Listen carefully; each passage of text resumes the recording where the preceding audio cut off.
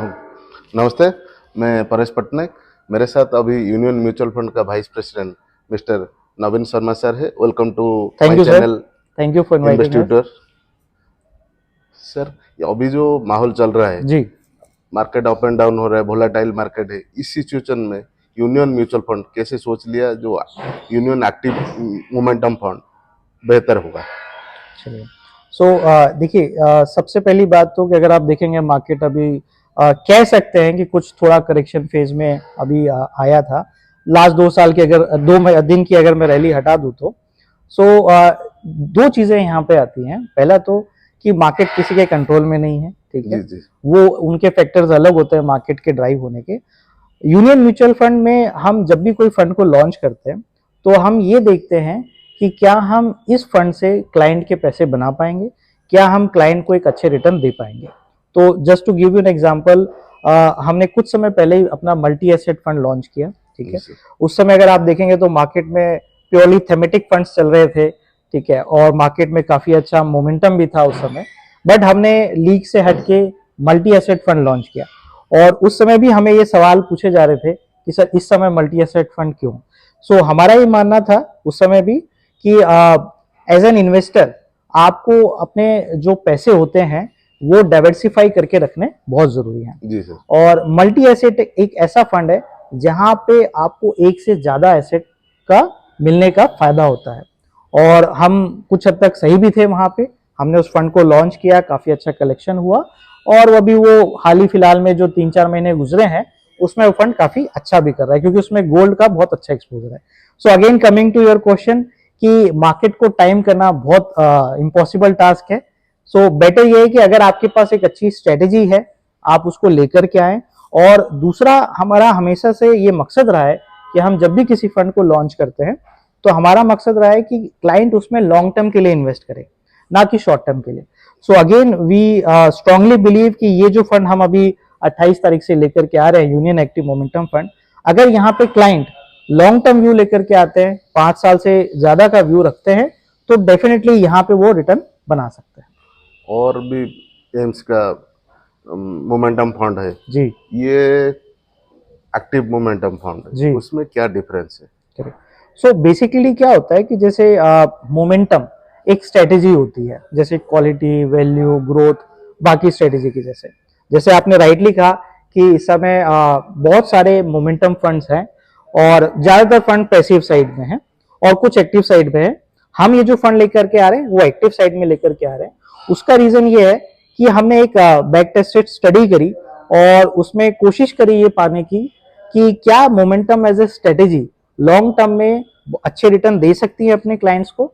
और हमने ये पाया कि वाकई में momentum as a strategy long term में एक अच्छे रिटर्न दे सकती है, पहली चीज।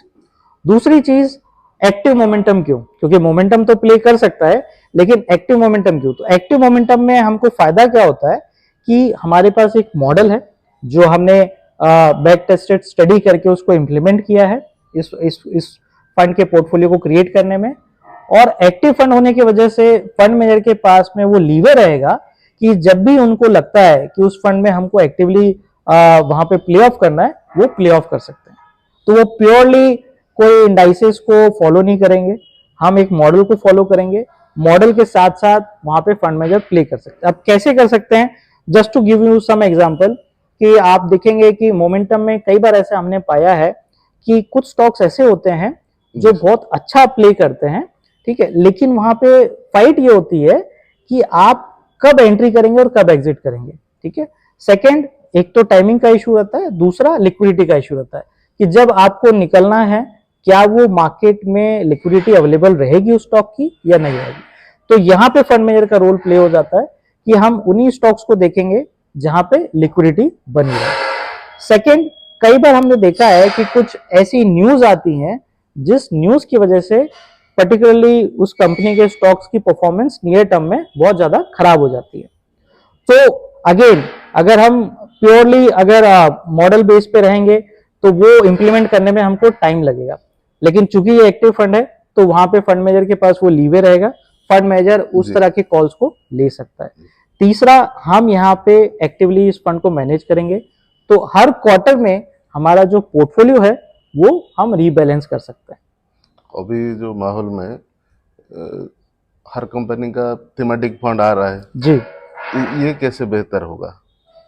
देखिए, ये इसीलिए मैंने आपको बताया कि जब पहली बात तो हम ये सिस्टम पे बिलीव नहीं करते कि सभी कंपनियां या ज़्यादातर कंपनियां थीमेटिक ला रही है तो हम भी थीमेटिक लाएं। हमारा पहला मकसद ये रहता है कि हम उस स्ट्रेटेजी को लेकर के आए या उस यूनिक चीज़ को एनएफओ में लेकर के आए जो पहला हमारे पास में नहीं है, और दूसरा जो क्लाइंट को एक अच्छे रिटर्न बना के दे सके। जैसे मैंने आपको मल्टी एसेट का उदाहरण दिया। दूसरा, हम इस फंड को इसलिए लेकर के आए कि जब हमने इसके फंड को हमने बैक टेस्ट किया पिछले 14-15 सालों का, और फिर उसके बाद में हमने इसको कई साल तक लाइव पोर्टफोलियो को रन किया।